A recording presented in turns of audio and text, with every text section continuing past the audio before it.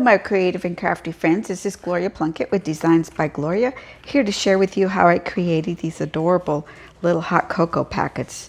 These are going to be going to some sweet friends of mine, and I thought I'd share with you how I created these. Let me just make some room over here. I made probably about 10 already.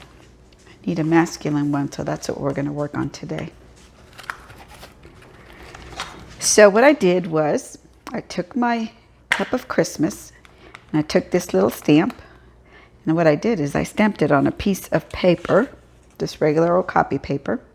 Then I took it to my printer and began increasing, I made a copy and kept increasing the value of the image over and over again until I got it to the size that I wanted, or I thought would work well with my cocoa packets, and this worked perfectly. So I love that it's the same image as our cup of Christmas stamp set. And this one measures 4 3/8 by 5 all the way with the handle. And just to the inside of here, from here to here, is about 3.5 inches, which was perfect, I thought, to fit a pack of cocoa and some candy and other things that I planned to put in the packets. So what I did, once I had my template, I copied it onto a piece of thicker cardstock, and I'm going to save that as my final template. And what I did was I took it, and this is old school. You could do this on an e-cutter, I guess, but it's just easier for me to cut it out myself. And then I just took a pencil and traced around it lightly, and I used that so I wouldn't have to cut anything off of there. So once I had my template, I use some real long nose scissors because it's easier for creating better cuts without having a lot of little tiny cut lines. So I went around, and this particular one I'm going to do in Night of Navy, but I made a bunch of different colors here. And if you're worried that your project's not going to look too good, I'll show you how to camouflage it so that you don't have to worry about being perfectly on those pencil marks to cut. So I got to there. Then I brought in this little piece of self-healing mat I had and my hobby knife. And then I came in here for the handle, and I just went over where I had penciled it in. It's pretty easy, nothing major. You could also use your scissors, just stick a hole in the center of the handle and cut out until you get all the way around. This felt easier to me, so I went ahead and did this. And that was it for that. I already pre-cut another one, same size and color. I also traced the image on a piece of Perfectly Plaid Designer Series paper because I want to cover the front of mine with the Designer Series paper. And so I'm just going to take a little bit of my Tombow, which I've transferred into these smaller containers because it's easier for me to maneuver and get into small little corners. And so all I did was lay that over the top, and it's not going to match 100% perfect, but I'm okay with that. And so what I did to kind of camouflage the edges there so they don't look so bad is I've taken my Night of Navy ink, and I did this for all the other different colors. And I'm kind of just sponging around the edges. And that camouflages it from being able to see where all the jagged edges are if you have a lot of jagged edges. So you don't have to worry about being precise or perfect. And this works great for giving a little bit of dimension. I also did it in here. Oh, I want to cover those white spaces here. Came in on the inside, on the outside, and I'm going to do the same thing. I'm going to flip it to the wrong side because we're going to need the wrong side. when we put this together, just real quickly, let me just get this sponged on there.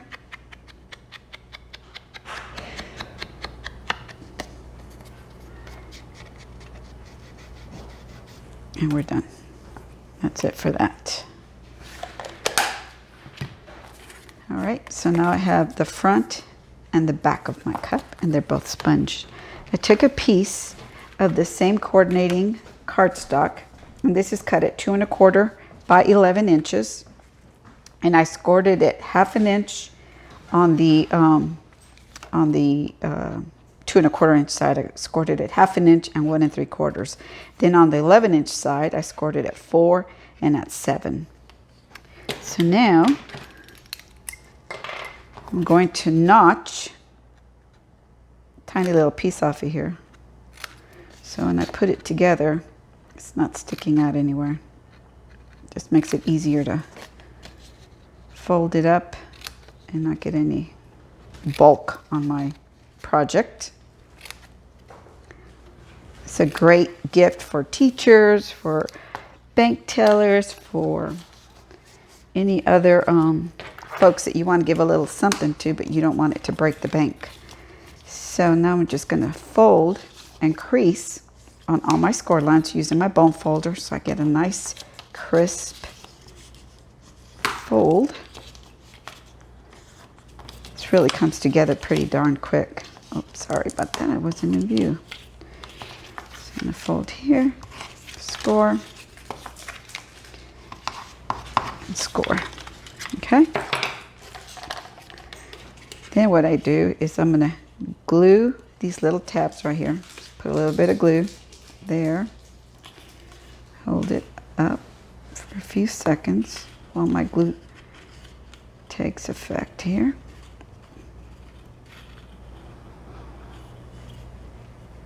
You can use tear and tape. You can use your snail. I like to have just a little bit of wiggle room because I am not perfect and I'm gluing down cardstock or anything, so I like to have that little wiggle room with my Tombow. Just hold it on for a few seconds to make sure that it adhered. I can tell you that one over here hasn't. I didn't hold it long enough. And when you got it just to where at least it's tacky there, we're going to bring this in, and now I'm just going to add glue. Again, use whatever you like for adhering. So what I did was I wanted to make sure that this did not go above the little line here. So I kind of placed it up top, and then I brought it down to make sure that it wasn't peeking out on the sides. Just moving, hang on. See?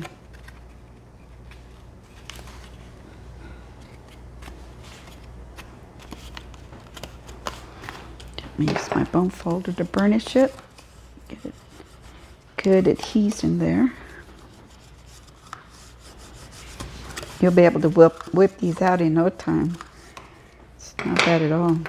And then I just took the other piece, and this is the back side, and I'm going to add some glue here. If you don't have a printer where you can increase, stamp and increase it yourself, if you'll drop me an email and let me know, I can send you a scanned piece of the cup, and then all you got to do is print it out and you cut it out and create your template. Okay, so the top is on there. Just kind of try to make sure that the sides are even. You don't want to have a lopsided cup. And that is all there is to creating that cute cup of cocoa holder. And look at how cute it just matches perfectly with our little stamp set.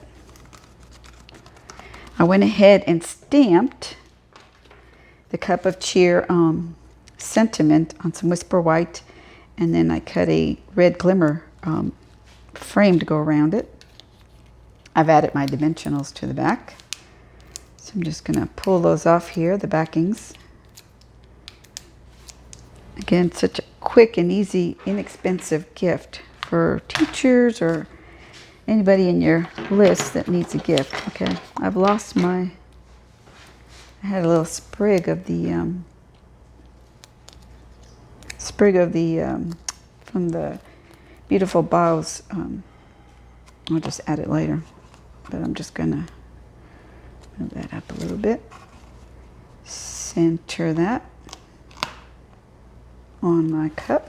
Of course, you can decorate it anywhere you want to. I've got packets of Ghirardelli chocolate. All I did was fold on one side, stuck it in my box, added a little candy cane, and then I'm going to add a Ghirardelli chocolate peppermint bark square, and there you have it, my friends. How easy is that, and how fun, and I know anybody receiving this will totally appreciate it. You know what? I think I'm going to add also, well, I did on my other ones, I tied a little bow here on the side. So we'll do that, and then I found these cute little spoons, these little wooden spoons on Amazon, and I thought, you know, for decorative purposes, that this would work out really well on these cups. I'll have a link to the spoons I have. They have different sizes. This was a more smaller size because I really wasn't going to use it as a stir, but you can if you want to. And so what I did on my other ones, I went ahead and I put a little bow there, and then I took this little spoon and I tucked it in the side here to kind of make it look like a real cup of cocoa. I hope you've enjoyed this video and you'll come back and visit me soon. Take care. Bye-bye.